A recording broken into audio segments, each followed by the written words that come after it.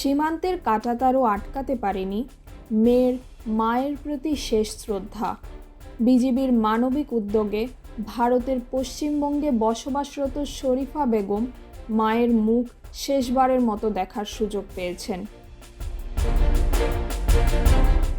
সম্প্রতি সাতক্ষীরার ভোমরা সীমান্তের 0 পয়েন্টে বিজিবি ও বিএসএফের উপস্থিতিতে এই আবেগঘন মুহূর্তের সৃষ্টি হয়।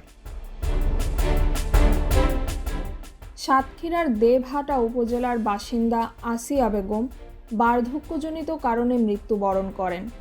খবর পেয়ে তার মেয়ে শরীফা বেগম, যিনি ভারতের বসিরহাটে বসবাস করেন, মায়ের শেষ দেখার আবেদন জানান।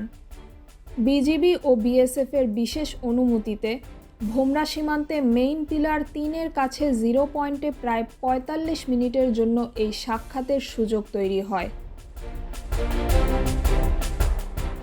এ সময় বিজিবির পক্ষে 33 ব্যাটালিয়নের কোম্পানি কমান্ডার সুবেদার আফজাল হোসেন খান ও বিএসএফের 102 ব্যাটালিয়নের এসি কুমার উপস্থিত ছিলেন।